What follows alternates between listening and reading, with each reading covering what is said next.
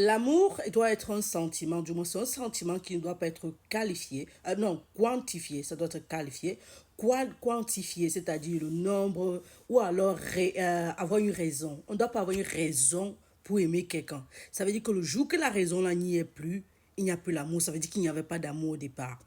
C'est un peu comme dans le mariage, on aime sa personne parce que elle est brave, elle sait cuisiner, elle fait ceci, elle fait cela, elle est brave ou quoi que ce soit. On aime l'un parce qu'il donne beaucoup d'argent et tout ça. Et quand il y aura, on en aura plus, l'amour va s'envoler. Mais je ne parle pas des couples dans cette vidéo, je veux parler des enfants, par contre. Donc naturellement, je m'adresse aux parents, aux tontons et aux tatas. Quelqu'un m'a posé une question, à quoi servent les tatas et les tontons?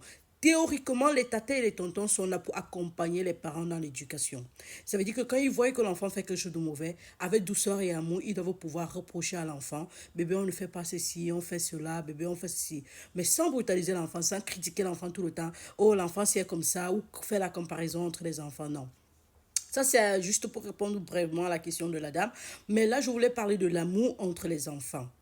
Les aînés qui s'occupent de leurs petites soeurs, généralement, les petites soeurs aiment ces aînés parce qu'ils ont fait quelque chose. Je lui suis reconnaissant ou reconnaissante parce qu'elle a pris soin de moi, elle a été ma maman. C'est pas de l'amour, c'est de la reconnaissance. Parce que demain ou après-demain, quand cet enfant-là aura plus que l'aîné lui a donné, elle va commencer à mépriser sa soeur aînée ou son frère aîné. Et c'est pas bon. Avec des exceptions à la règle, bien évidemment, parce qu'il y a des personnes vraiment reconnaissantes qui sont reconnaissantes toute leur vie. Je l'aime, je l'aime, je l'aime, je l'aime. Donc, ce que je vais dans cette vidéo apprendre ou à l'enseigner, ou du moins apporter, ce n'est qu'un apport. Et ne vous dites pas que je suis meilleur parent que vous. Non, non, non, non. Je n'ai qu'une petite connaissance que je suppose que je peux partager avec vous et qui puisse aider les gens et qui puisse rendre cette société meilleure. Donc, naturellement, je vais vous expliquer ce que j'ai à dire, ou du moins apporter ce que j'ai à apporter, comme ça. Donc, comme je disais, lorsque deux personnes, deux enfants grandissent, souvent l'aîné, surtout chez nous en Afrique, on fait à ce que l'aîné soit le parent du petit frère. Ce qui est d'abord très erroné, vous le savez déjà, je ne suis pas d'accord. Laissez les enfants vivre leur âge, que la grande soeur ne soit pas la mère des autres, ça n'a pas de sens. Laissez la grande soeur vivre sa vie. Mais ce qui se passe, c'est que ces aînés-là prennent tellement la responsabilité que les petites soeurs leur sont reconnaissantes. Ce qui n'est pas bien, on veut de l'amour. Donc les parents doivent corriger cela. Donner de l'amour aux enfants, c'est-à-dire apprenez les enfants à s'aimer, à être inséparables. Pas parce que l'autre rend service à l'autre, mais simplement parce qu'ils sont frères et sœurs. Vous êtes frères et sœurs, vous jouez ensemble, vous vous faites plaisir ensemble. Il n'y a pas le prix au plaisir. Il n'y a pas de je joue avec parce que non, je l'aime parce que je l'aime.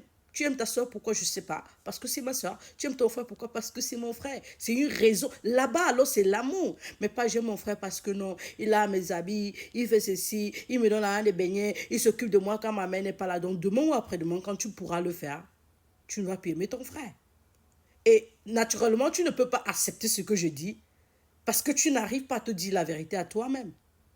C'est la faute aux parents, surtout aux mamans, qui passent le temps à faire la comparaison entre les enfants, qui passent le temps à faire à ce ils disent qu'ils veulent responsabiliser les aînés, ce qui a tout son sens, hein, mais ils en font encore souvent de trop.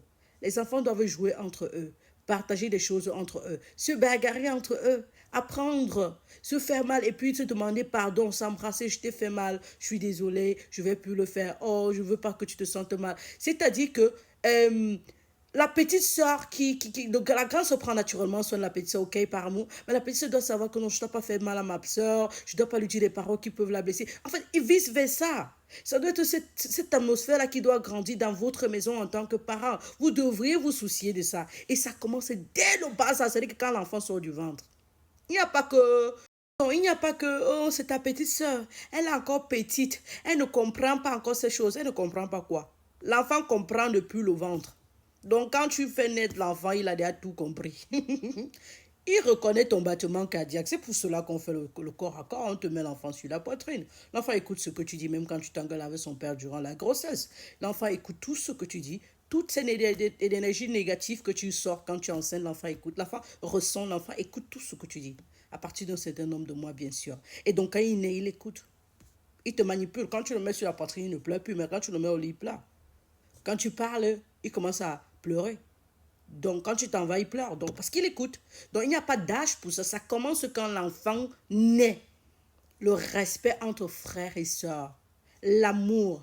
Porte ta soeur, tu prends soin d'elle. Alors, si la grande soeur peut prendre soin de la petite soeur peut aussi prendre soin de la grande soeur. Attention. C'est pas seulement la grande sœur qui doit tout donner, donner, donner, donner. Non, la petite sœur peut aussi donner à la petite soeur, à la grande sœur. La grande sœur peut aussi recevoir. Et quand on dit recevoir, tout pour vous tourner autour du matériel, non. Pas forcément. Si la grande soeur se fait mal, la petite soeur vient la caresser. Oh, ça va, je suis désolée, tu t'es fait mal. Si la grande soeur est triste, oh, tu es triste, pourquoi tu es triste? Comme mon fils va se voir avec sa grande soeur, je reste comme ça, sa grande soeur est fâchée, elle vient me dire, elle est triste, elle a un truc, maman, tu peux regarder, elle est, je la vois, mais ils disent en anglais, bien évidemment. Non, elle va, c'est ça que j'attends d'eux. Il sait pas qu'ils se donnent de l'argent ou les biscuits, non, forcément, non. Ils se préoccupent. C'est ça que vous devez rechercher entre les enfants. Une fois l'un se préoccupe déjà pour l'autre, vous avez tout gagné. Votre maison sera en paix, il n'y aura pas de guerre. L'autre va vraiment aimer l'autre. Si demain une se marie avant l'autre, elle ne sera pas jalouse. Parce que la haine qui grandit dans les familles, les querelles, jusqu'on peut s'égorger, sérieusement. Vous devez vous interroger, hein, on ne veut pas ça. Hein. C'est là dans la santé 3.0, docteur Thérèse.